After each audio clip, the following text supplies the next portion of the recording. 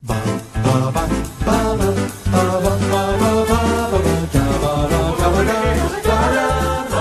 bene, Keiko. Hai, hai, hai.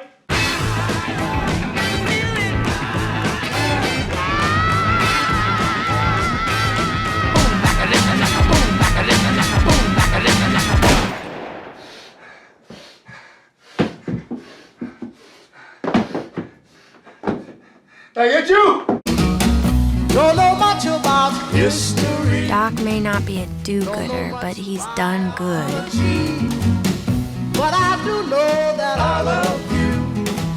And I know that if you love me too, what a wonderful world this would be. Good luck, Doc.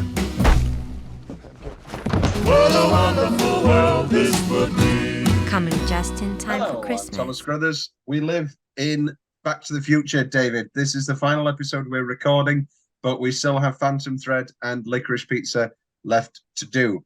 That explains the drastic weight gain from...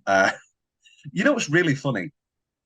If you watch the podcast and don't listen to them, watch them, or listen to them, I listen to them because I'm psychotic. No, I'm at sea, and it's very nice to be with your friends. Comforting. Throw It's it on every now and then. Yeah. And there is something very funny about watching them, because obviously they're all filmed out of order because there's different guests, and I have to front load a lot of recording for the podcasting. And the drastic weight shifts from episodes filmed month to month. Are they alarming? Desperately alarming. I think the worst example of all time, and this is emotionally not. There is now 4 gifts on my dresser. Did I forget? Did I buy something that I can't remember? I wrapped 3 gifts for the lady in my life. This is a kind of inherent vicey sort of conversation. I wrapped 3 gifts before I left. I don't know what's happening. Inherent vice. Yeah, that's kind of what I felt a lot of the time during watching this movie. Yeah. Inherent Vice was supposed to be the first Paul Thomas Anderson movie I watched in the cinema, because it was round about this age of me, I was beyond into him at that point, and it was the first one that was out in a cinema when I was of age to go watch something at the cinema. But then it never came to my cinema. Yeah, this one was a little different from the others, I gotta say. I did not like it as much. I still really enjoyed it, and I'm a sucker for noir films. And I kind of love the aesthetic. It felt like a mixture of like The Big Lebowski and The Nice Guys. But not quite as effective as either of those movies, I guess. No, not at all. Like I think he was definitely shooting for like an intentional sort of like haze of interconnected events, but we don't necessarily get a lot of context in between. Sort of just like these flashes of moments of inspiration and moments of connecting the dots. And I think he wanted us to be kind of in that sort of hazy, spaced out mind that you're in when you're high kind of character is.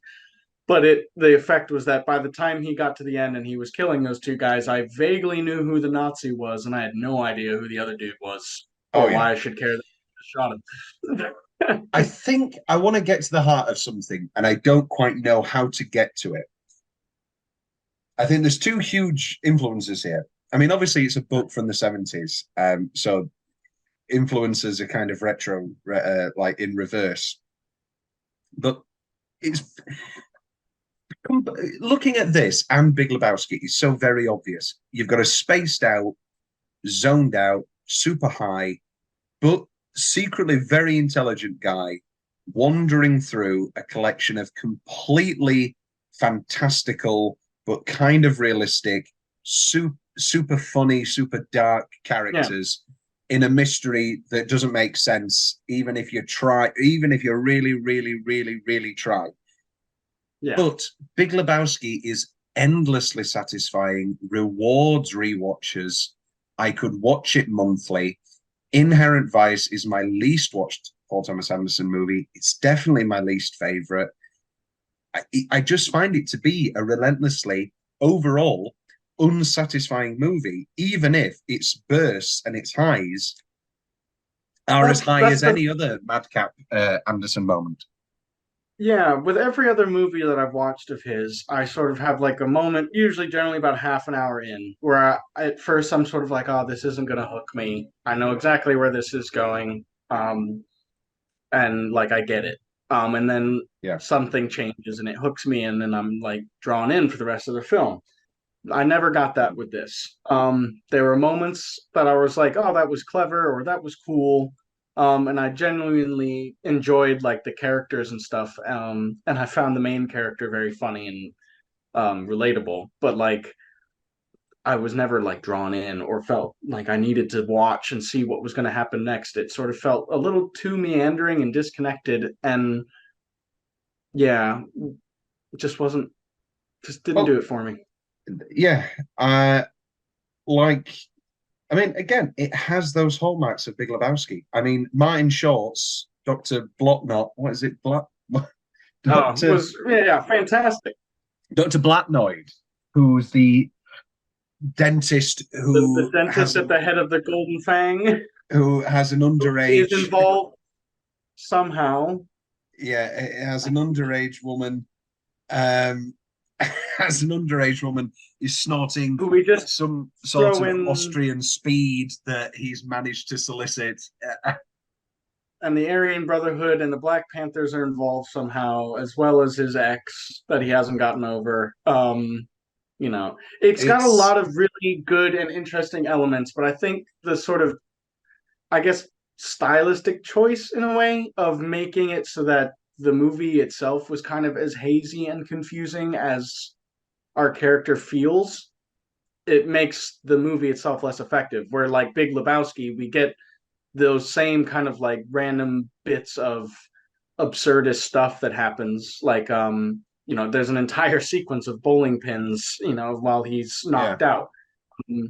But you never quite you get that it's being abstract, and that there's still like a main through line, and I think it wasn't really anything to keep us connected or grounded in this one in a way. Big Lebowski's ultimate message by the end is, like so many Coen Brothers movies, like Burn After Reading, the great final scene of Burn After Reading. Well, what did we learn? Not to do that again. Big Lebowski. I lost my train of thought. What was I saying? Maybe there is a dude. And then it all comes down to just have a good time. And whereas this doesn't really have one of those statements and gives the impression, no. Yeah, it's dipping its toe in both pools of, yeah, we're all high, everything's great, none of this makes sense. But then the resolution is, oh no, this does all make sense. Like the other clear inspiration for this movie is The Long Goodbye, the great Robert Altman movie, which kind of has a similar sort of 70s second wave noir quality to it. Not, I guess you'd call it neo-noir, and that sort of second wave commentary on neo-noir, on noir. But even that final scene, I don't want to spoil it for you, the final scene of Long Goodbye has such a punch to it and brings everything so fantastically together. The final scene here is this hallucinogenic LSD, sorry, not LSD, but psychotropic bad trip scene. It doesn't. I don't know. Nothing like this movie felt like it was constantly setting up something really interesting and really cool, and then would like not quite deliver the punch that you were expecting from it because you were too confused by the time it got there. I don't want this to sound as harsh as it does, but it is a relentlessly unsatisfying movie overall. And especially for its length. Now, apparently this phrase means something else in different communities, but I'm a bit of a size queen, as we know. and I am the biggest defender of a long movie. You know, one mutual friend of ours, Rian, tells one of her go-to jokes is, I talk to you and you'll be like, oh yeah, that movie was 4 hours. It was really tight and really flew by. And it's the longest movie she's ever watched. And and I have that so many times. I have that with Boogie Nights. I have that with Boogie Nights. 2 hours 38 flies by. Magnolia, absolute depressive nightmare. Does it fly by? Yes. It never lulls. Is it constantly relentless in its oppressive nature? Yes. Is it ever boring? No. Is Inherent Vice boring? I would have to say yes. Now, I know that you felt the same way about Phantom Thread in some ways, but I don't personally. And I now realize that you've frozen, which is very unfortunate, especially when I'm making such wonderful points. We'll be back in just a moment. One. Before you froze, David, I was basically speaking for 3 minutes about how Inherent Vice is just actually quite boring.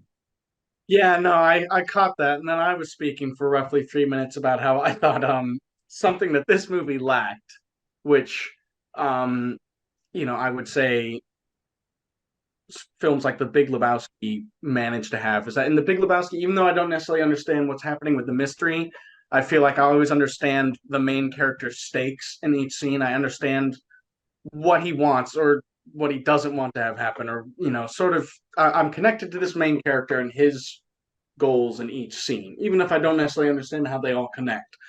With the main character in this, I never quite understood what he wanted or why going into each scene, or what he was in this place to do in the first place. So it just, it felt sort of very disconnected. And although the individual scenes could be brilliant, there was nothing. There's no through line. There was nothing that made me like want to stay with You the story. pissed on his rug, man. You pissed on his rug. This movie is built around that classic noir conceit of the ex. Mm-hmm. And, oh, Doc, I got myself into some real bad stuff. You got to help me. Mm-hmm. And so you always have those stakes there of the great woman who in noir has either come into your life and left, or is coming into your life in this moment. Mm-hmm. And this movie kind of has that, but just like everything, it kind of has this, and it kind of has that, and it kind of has this, and it kind of has that. You never quite understand in the end how she's connected or why she was there in the first, or really just how it all ties together in any sort of satisfying way. It all just kind of feels random, and I don't have any connection to the character, what he wants, because we don't really see much of this beautiful, of the woman. She's more of a set piece a lot of times, it feels like, in this movie than like an actual character. She kind of shows up to spur him on once or twice, and we never see her or how her behavior affects him and the choices he makes, or like their history together. Like I never quite get that sense of like, what is she doing to affect him? She's not a character. She's just like this concept, essentially, who then shows up at the end to have sex with him again. Sex with them again for an interesting scene. We do have that flashback of their great day in the rain, which I think is quite an effective little moment. It was a nice moment, but it's not enough. And it comes towards the end of the movie. I feel like the back half of the movie, and we have no real setup for it other than this kind of first scene with her. Edgar Wright nicknamed the film Inherent twice, but I've seen this movie 5 times now, something.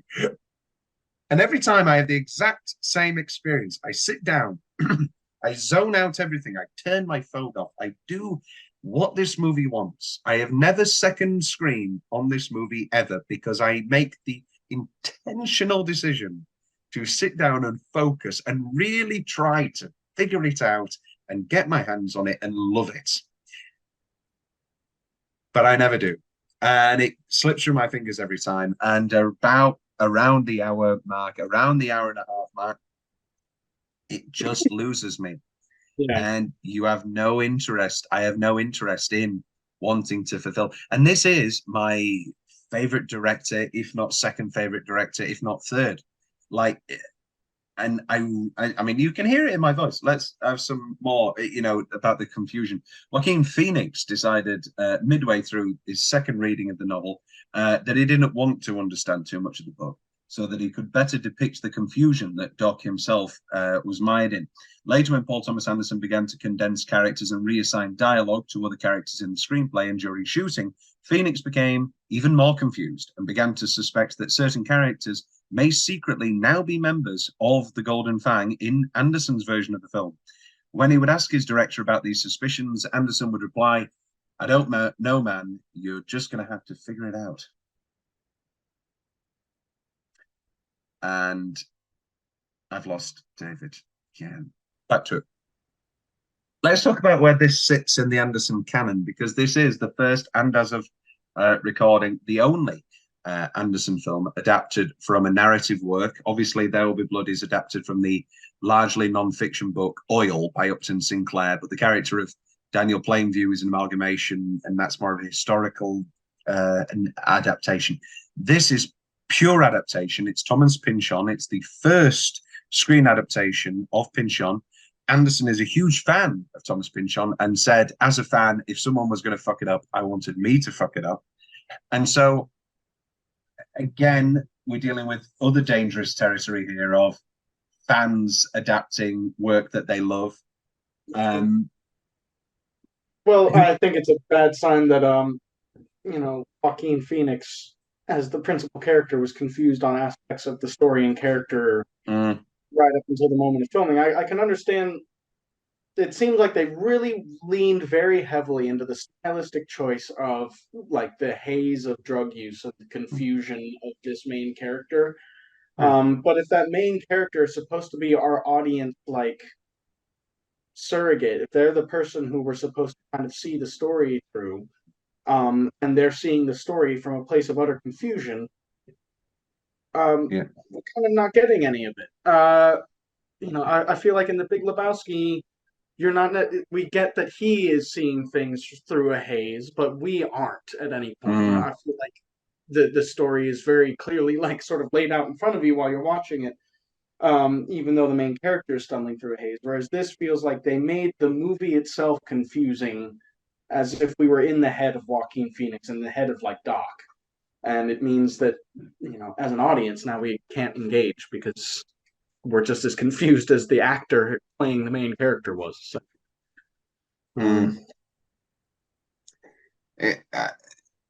It's just hard to put a finger on. I mean, well, no, it's not.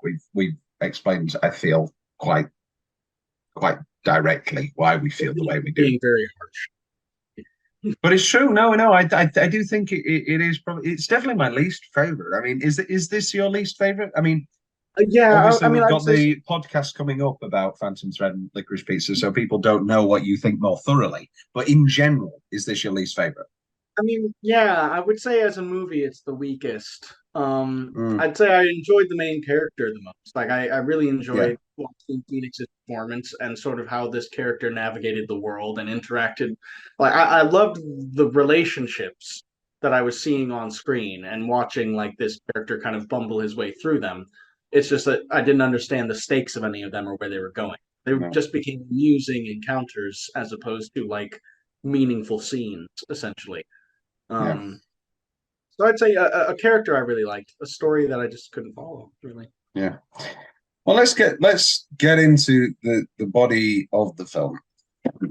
I've got here some. I actually only have one 10-minute stretch because it is so segmented, and that it would be later the kidnap and the breakout, which again in the middle of this movie, so completely random, has a really solid kidnap and breakout tension-filled scene that is really effective, directed incredibly well, and of course acted very well by Joaquin Phoenix, which again, before we continue, we sometimes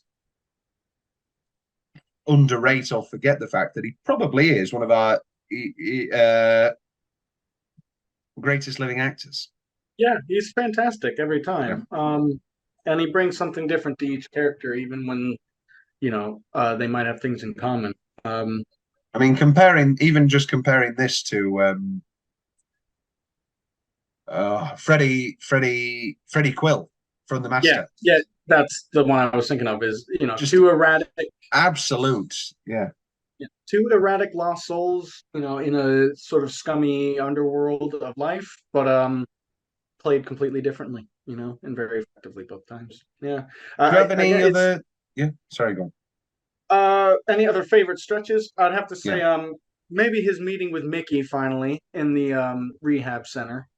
Just Yeah, great. uh, The wonderful Eric Roberts. Yeah, yeah, that was a fun little sequence. Although I didn't quite understand exactly. exactly.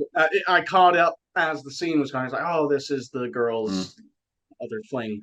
Um, but meeting the dentist, yeah, Martin Short's performance there was fun, really fun. The wonderful Martin Short. You're one of those dope loving hippies, aren't you? Here for a fix.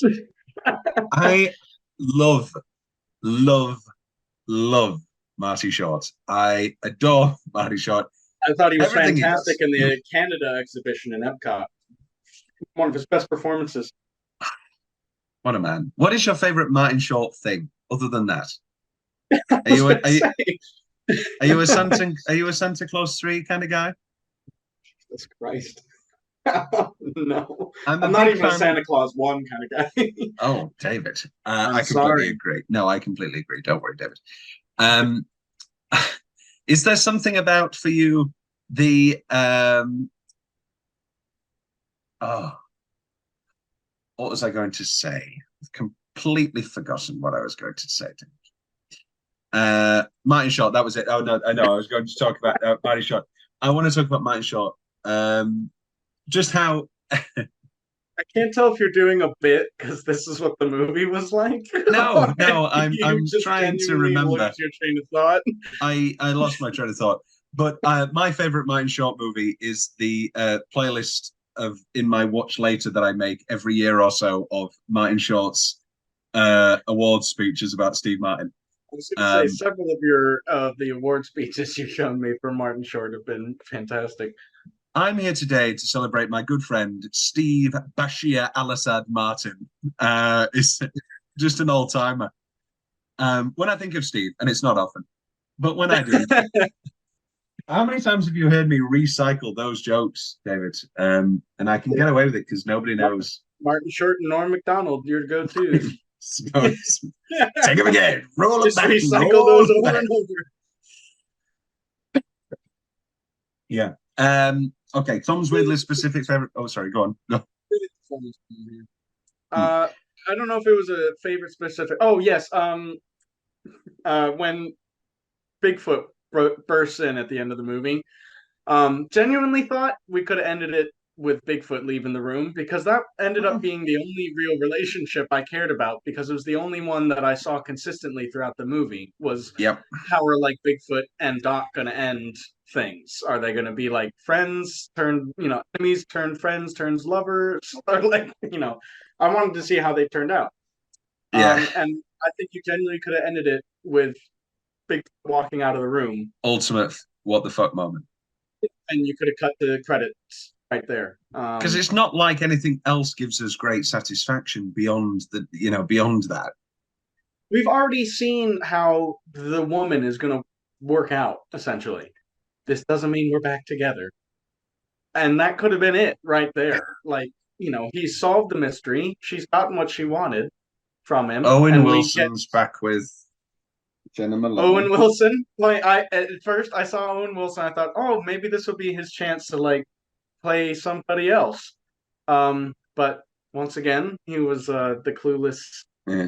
Not that I mind that because I love Owen Wilson.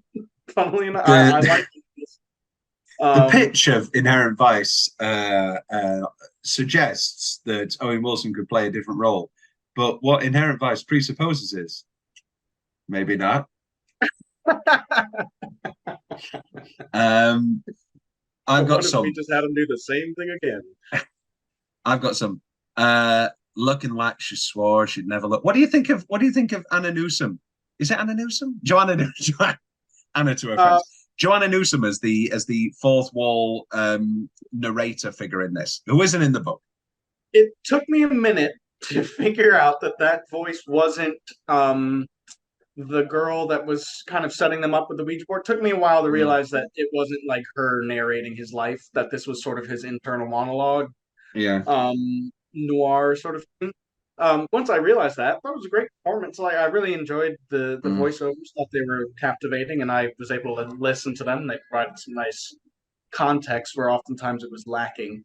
But I do think it's a weak movie that relies on a narrator to give you context for everything.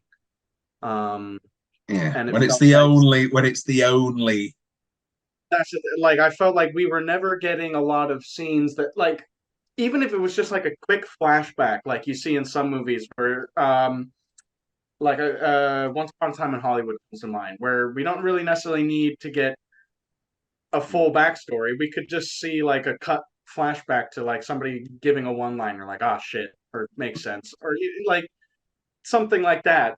That's a fucking lie. Yeah, that's a fucking lie. Get your shit, get off the get out of costume, get your shit, get off. I don't dig the vibe. 1 minute, I've got my sunglasses here. I don't dig the vibe he brings to a set. One scene like that with, Bigfoot or the daughter of the billionaire that he ended up being working for this entire time. One scene to set up any of that, and I would have been on board for the rest of the picture. One scene of anything at all. Anything and anything. And instead, we're sort of relying on this narrator who is also speaking like 60s hippie jive speech. Yeah.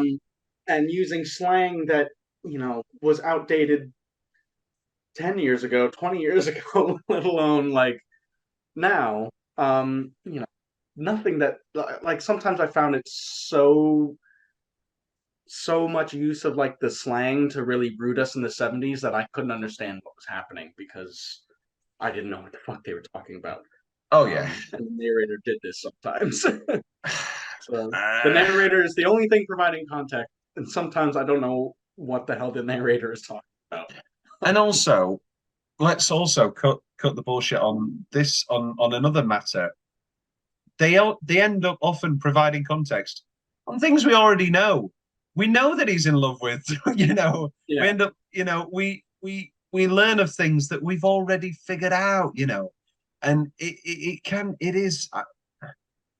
Well, you can hear my voice, David. You know how much this movie annoys me. It's disappointing. It's really disappointing. Because I love neo-noir 70s stuff. Yeah. It's some of my favorite.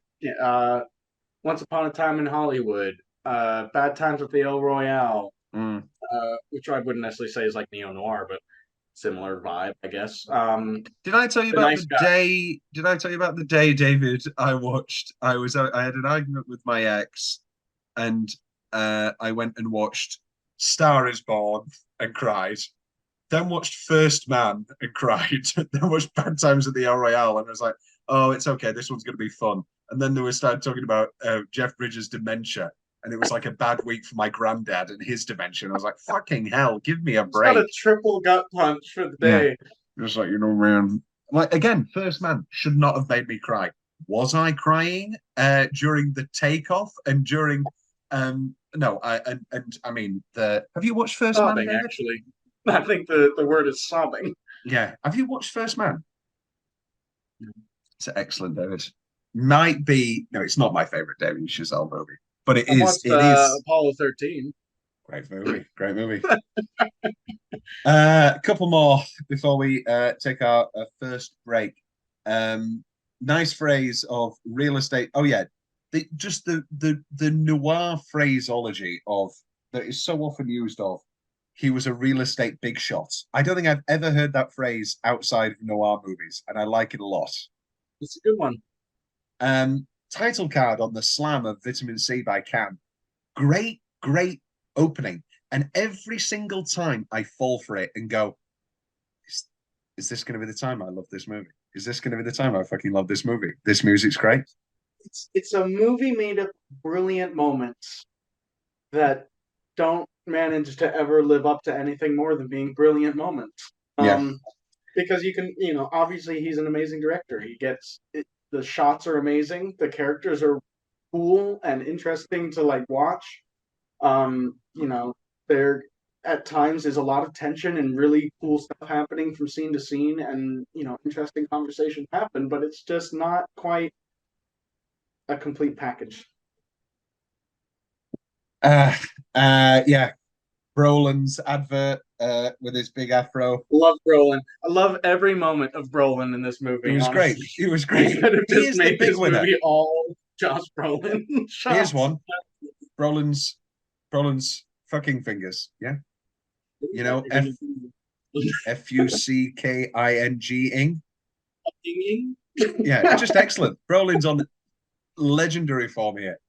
Yeah. Oh, it's great. And the thing, like, I found the scenes between the two of them to be some of the most compelling in the film because it was the only relationship I understood throughout the whole thing. That made sense. Even if I didn't necessarily understand what both of them were after, I got they needed to work together on this case, and they're not quite the right fit for each other. And it was compelling. And everything else was just random around it. Doc watching him eat a chocolate banana. Just excellent. Just great shit. Just great stuff. You smell like a patchouli fart. Yeah. This was a trailer moment, so the joke was ruined for me, but just incredible comedy on when Joaquin Phoenix takes the photo, screams at it, and then goes, Ah! Yeah. Just absolutely excellent comedy. Yeah. Mickey Wolfman and his wife, Mickey Wolfman's wife, and the angry maid slamming down the champagne bucket, and her clear kept man and the ass in the face. And it is that sort of thing of, okay, is this going to be an interesting character that we come back to? Is this going to be finally get Lebowski? No. The FBI agent borderline, and when the FBI agents find him at the Pussy Palace, and all the just again beautiful cinematography of the desert and these it's just great. Doesn't quite, just never quite. The most ridiculous breakfast descriptions I've ever heard of. When he goes to dinner with Benicio del Toro, and then the waitress goes, "Do you want something to drink? You're going to want to get good and fucked up before this dinner." And it's just those little things. I was like, okay, this is funny. The Last Supper photo at the Acid Palace, again, all right, sure. Nice little interesting image. Always love a good Last Supper reference. Always chuck one of those in there, Never goes badly. All I want is to breathe. Owen Wilson makes a decent Jesus. Yeah. Black Lloyd mumbling on entry. Just great. Black Lloyd dropping his trousers when he's walking out, chasing a woman. It's great. I think there's something wrong with this couch in your office, and bring that bottle. Yeah. Bigfoot, Josh Brolin's Bigfoot, filling up the glass, and then go to bed. Any gathering of 3 people is now considered a potential cult. Excellent. So many good moments, David. This is the problem. I can't just say it's awful because it's not. It's just unsatisfying and annoying.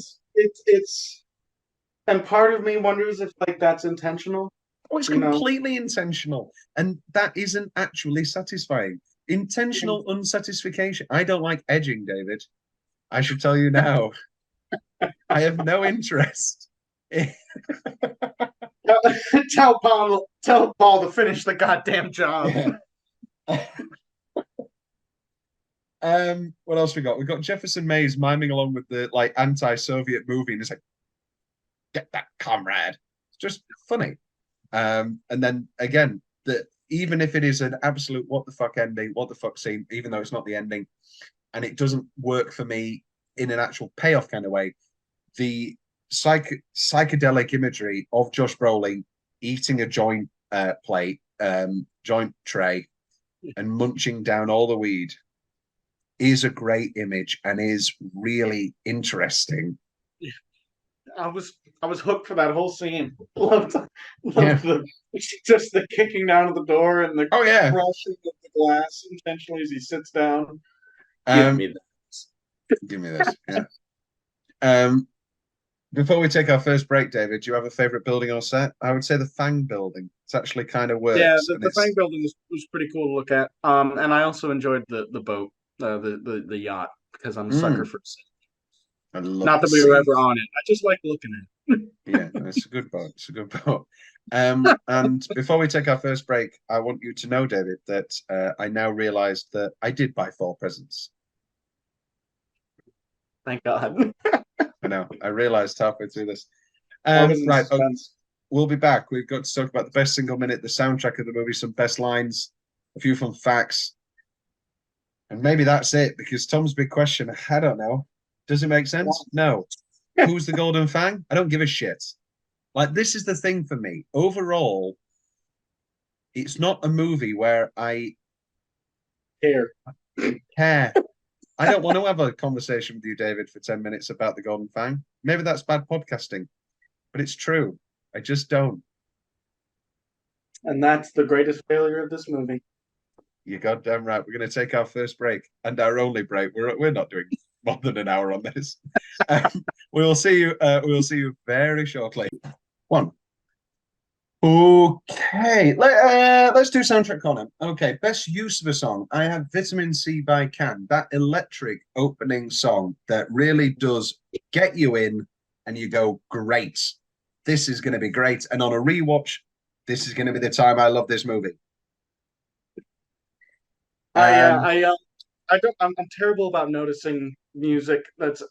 I find that when music is really working well for me in movies, it's when I'm not noticing it essentially, is because it's really supporting the scene well. I never know, I never remember a song, the use of a song. No, that's fair enough. That's fair enough. There's a nice little thing with Minnie Repperton's La Fleur being played in a scene with Maya Rudolph as the secretary. Of course, Maya Rudolph is Paul Thomas Anderson's wife. And of course, Minnie Repperton is Maya Rudolph's mum. So that's just a nice little thing. Best song, full stop, though. I love Rhythm of the Rain by the Cascades. But however, What a Wonderful World by Sam Cooke will always win. What a wonderful world this would be. There you go. Best use for song, I'm going to go Vitamin C. Best song, full stop. What a wonderful world. Best single minute, the return of Shasta, that first sort of initial return and hinting at, gleaming at the possibility of this being an interesting romance that will lead us through the film. Never gets there. One of those things. Catherine Waterston's great in the role. Everybody's great in all of their roles. This sort of unreliable nature of our main character's memory as well. First thing he thinks is that it might be a hallucination. Or she thinks that he's thinking it's a hallucination. And again, maybe in a more interesting film, we could talk for 5 minutes about, is it all a hallucination? Is it or is it not? No, she's there. She's there. Underused or perfect amount, I don't know, but Jeannie Berlin as Aunt Reed doing her makeup, and she only gets one scene. Technically, he's Jewish, but he wants to be a Nazi. You've only got a couple of minutes. I've got a date, and I fucked up my face. I love Jeannie Berlin. Brilliant little chat over the phone. Would love to see her as a recurring character. I thought, oh, this is going to be his informant lady that we come back to, and she's got all his paperwork in order or something. This is going to be like his. I did love the detail of him being in a doctor's office. Loved that whole sort of first shot of him walking into his office during the daytime. Hey, doctor. Right, let's do this now. I have one of my Tom's big questions, and it's my only real question. Is he a real doctor? And if so, what medicine? Part of me wants to think that possibly like some sort of forensic type person, just because of his knowledge of fillings and the copper used in dental fillings. I don't think I didn't really think of him as necessarily being a real doctor. If he was possibly in the war, he was a medic of some kind, and now he's doc forever. I don't know, but it didn't really seem, in a better movie, it would have been an interesting quirk of his character. The first interrogation with Bigfoot, great stuff. Like we've already talked about, Josh Brolin is the king of this movie. Reese Witherspoon. The sick evil glint in his eye that says civil rights violation. Great line. Yeah, I just wonder. Yeah, and it has that sort of that fun, police mistrusting angle. It's very fun and playful and very 70s. And then there's a lot of like that anti-establishment kind of thread running through, and they're definitely borrowing very heavily from hippie culture and that sort of thing. But to what end, I guess.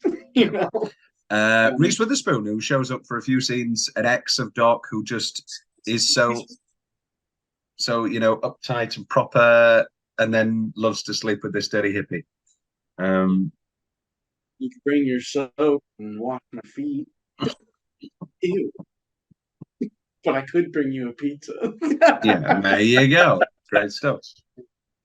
And then, as we've already talked about, that Ouija scene in the Run in the Rain, which is a nice, effective flashback that does almost bring you into the mentality of Doc and his love for this woman of the past.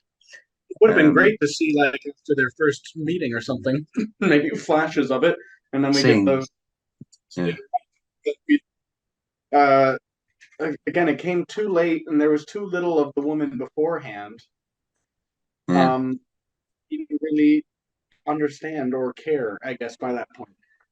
If it had come a little earlier in the movie, I'm not saying that it needed to be the first thing, but I hadn't cared about the character up to this point, and by then it was too late.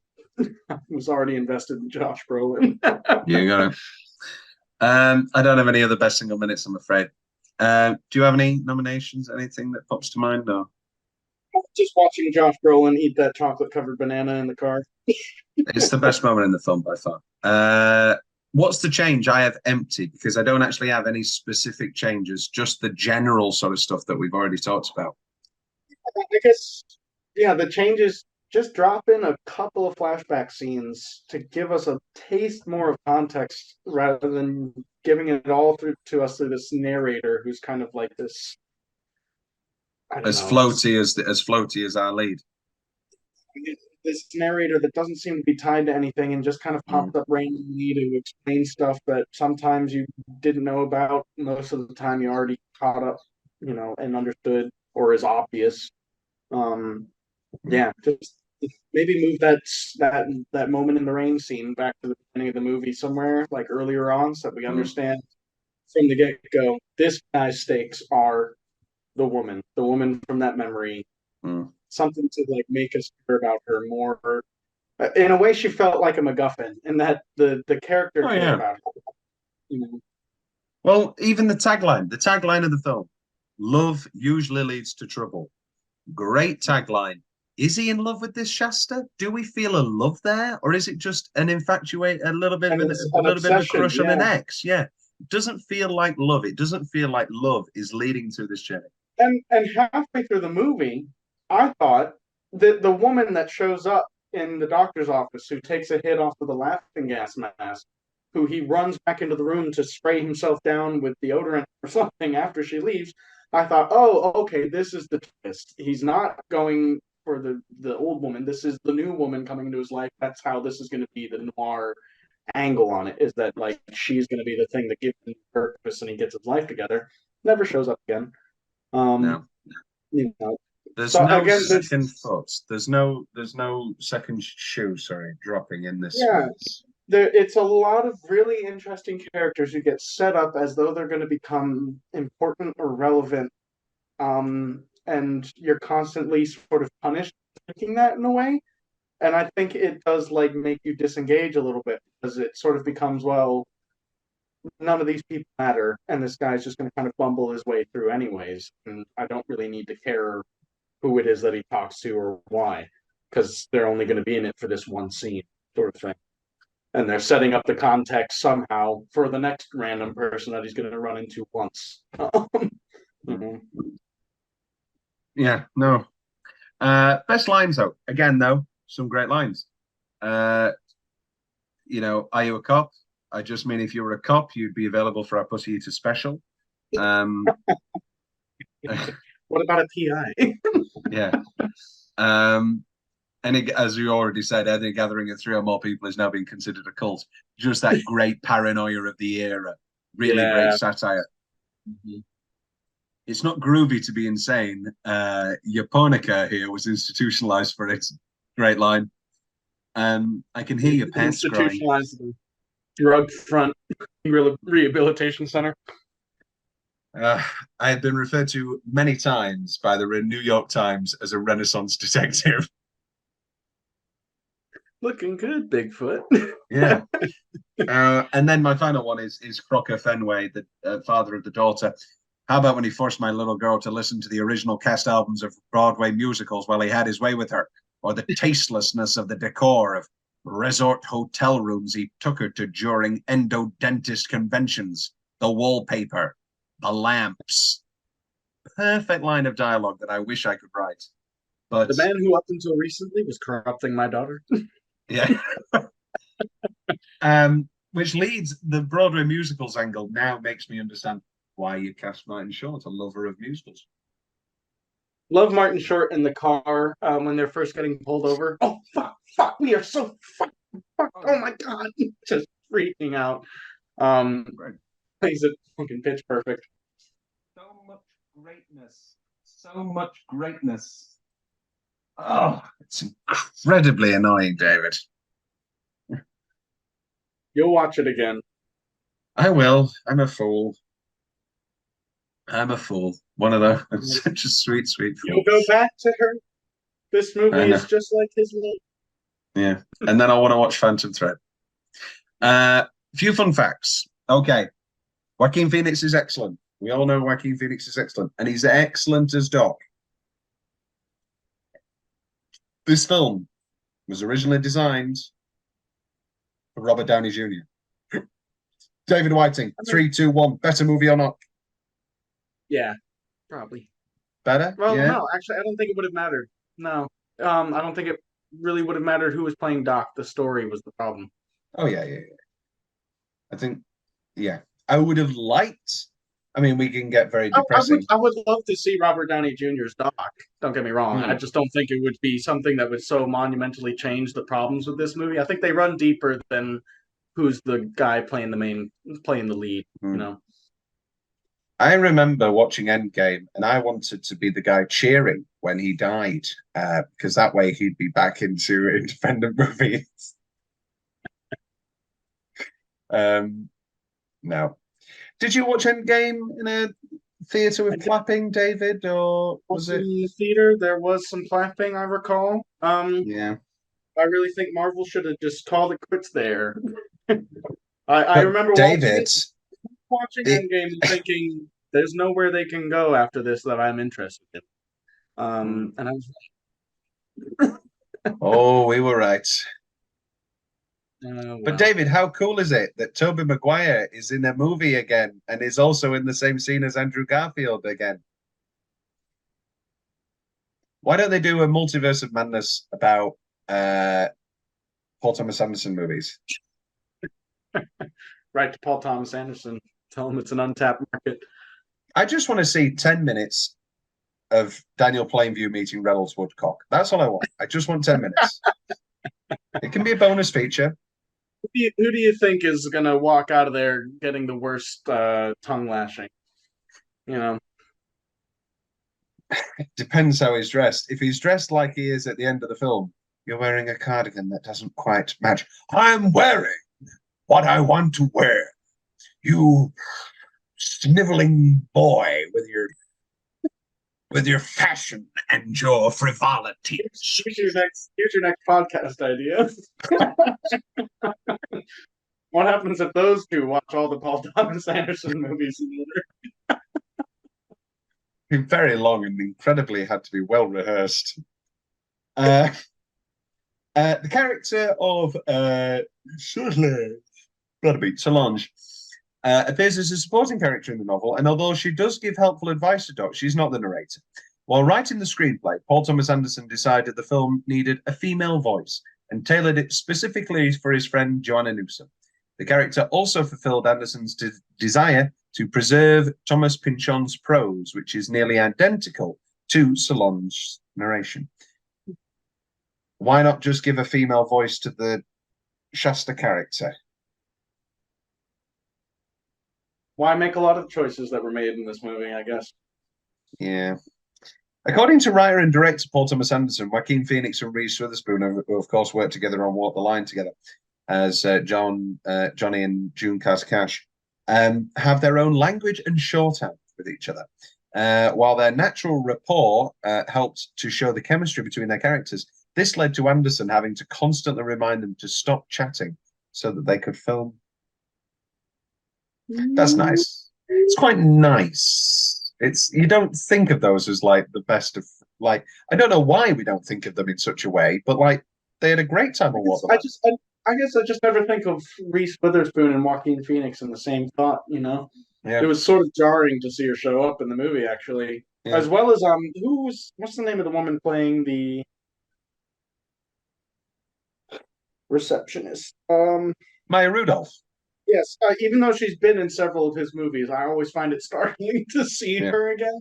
Because I just think of her as being in like Adam Sandler movies, and Bridesmaids, you know, and not that she's not brilliant. Asshole. Not that she's not brilliant in Bridesmaids. I just don't really expect to see her doing like a heavy dramatic role as well, you know. Well, she's not doing a heavy dramatic role. It's really annoying. Why doesn't he just goddamn cast Maya Rudolph in a real role instead of giving her effectively 2 secretarial roles? Well, let's not forget. It's always about, you know, his movies do tend to center on troubled white men. Yeah. I think, you know, that's sort of his focus. That's the story he's trying to tell. But David, Amy Adams was the master.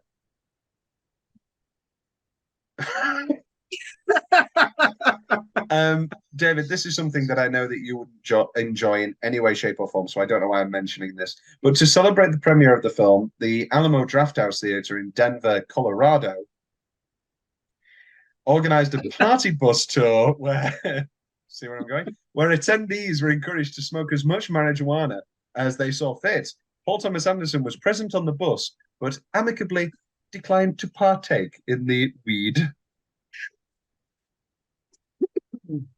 I'll believe that when I see it. I was going to say, Anderson's a narc, man. Anderson's a narc, bro. He's a snitch. What's the next movie? I love that they just dropped the name of COINTEL in there as well. Yeah. You know, it's not very often that the movie industry likes to acknowledge that the U.S. government's infiltrating leftist circles. There you go, dude. That's it. That's all my notes I've got. Anything else you want to say about Inherent Vice? You know, I'd say it's still worth a watch. It's not as good as his other ones. Watch it for Josh Brolin. Watch it for the excellent character performances. Watch it. Yeah, I think the advice that they gave on that tour bus was great. Get as high as you can and then throw it on. But is this a fun high movie? Now, I've partaked in a little bit of certain substances. I'm a big man. I've never had enough that's really genuinely affected me. But is this fun? Is this a fun movie? It's not a fun high movie in the way that The Big Lebowski is a fun high movie. But the aesthetic and the attitude of how they're you get to see them actually rolling joints and smoking joints, and it feels very grounded in a sort of stoner vibe. And I think part of what I've always loved about neo-noir and noir stuff in general is I love that image of like the detective with the lit cigarette and whiskey, but I hate whiskey and I don't really like cigarettes as much. But so this is the neo-noir detective for us, man. All right, this is the aesthetic. Here you go. Whereas I love whiskey and I like the idea of cigarettes. So I love the idea of a cigarette. Yeah, so I've always wanted to be able to be a neo-noir detective, but I don't own enough suits or trilby hats. And David, has there ever been a better casting for me and you than Josh Brolin and Doc in this movie? I genuinely was dressed exactly like the man, having smoked a joint only a few hours before watching this movie. So I thought, this is... Allegedly. You were allegedly dressed like him. I mean, the man literally wears this outfit, I think, in like his third scene. Oh, multiple. Yeah. Multiple times he has this jacket. Uh, And of course, you've just taken a visit to the Pussy Palace, of course, as well. of course, naturally. For the Naturally. Daily Pussy Eater special on Tom. Yeah. Every Monday. Every day. We can't really do rankings because we've got Phantom Thread and Licorice Pizza to come. Are you still a I'll drop Boogie? this- Yeah. I'll drop this one. Yeah, well, this goes way below Boogie Nights. Yeah, Yeah. way This is, below Boogie Nights. this Well, is probably Boogie Nights, I think I said was probably the most. I think Boogie Nights and Licorice Pizza are the two easiest watches. Oh yeah. Um, I think when this came out, when this was advertised, I sort of had, and I think a few people did, had that sort of after There Will Be Blood and after The Master, I think people were kind of craving something a little more like 70s. Yeah, kind of craving a Boogie Nights, kind of craving that Boogie Nights, Magnolia, Hard Eight, that sort of manic, cokey, for a lack of a better attitude, 70s sort of and then we just didn't get that. And we kind of got it with Licorice Pizza. Yeah, I think Licorice Pizza was a nice return to form. Looking back, like on the sort of like the kind of his works. I mean, he really does a great job of like rooting you in the time period, whichever one he picks. And I mean, he clearly knows the 70s well. So, apart from Hard Eight, Magnolia, I'm going to name like 3 movies here. Hard Eight, Magnolia, and Punch Drunk Love. They're all period pieces, aren't they? Boogie Nights. I mean, you can Boogie almost Nights, say Still Be Blood, The Master, yeah. they're sort of all period pieces in their own sort of way. Yeah, They feel very rooted in the time period that they're each set in. I mean, Magnolia was, set in its own time, but I think looking back on it now, like it feels very uniquely of its time in a way. Like each one feels rooted in the place that it's being told. I can't remember what tweet it was. I can't remember what interview it was. I can't remember which critic it was, but they were talking about Wes Anderson and they were talking about the Coen brothers, and they were noting how they haven't done a film that's not a period piece in an incredibly long time. And a main factor of that is just the fact that you can have absolute control, production design wise, and all those other elements wise with a period piece. Yeah, I mean, it does mean that there is this. Oh, I think you get that with like genre films as well. Like it becomes very, like there's a look that needs to be. It's sort of set by the standards of the very nature of what it is. It does give a certain amount of control. That must be nice. It is indeed. David, thank you very much for this wonderful journey through Paul Thomas Anderson. I never would have watched half of these without you forcing me to sit through them. That's what they always say. And it was great.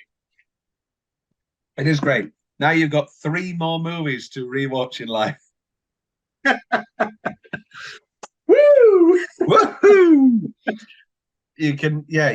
I'm still going to pitch on Dragon's Den. My idea for the best TV channel of all time would be first half the channel, just The Wedding from Godfather, just the first hour and a half of Boogie Nights, just the first like 2 hour and a half of Goodfellas, first like 2 hours of Wolf of Wall Street. Your horrific Frankenstein monster movie.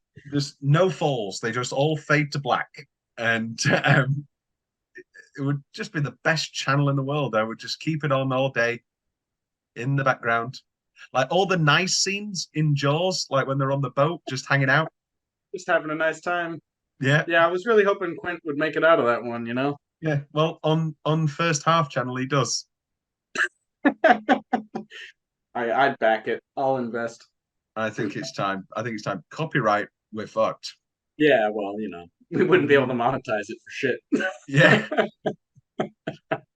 David, thank you very, very much, and good night, David. Thank you, Tom. Good night. Ba ba ba ba ba ba ba ba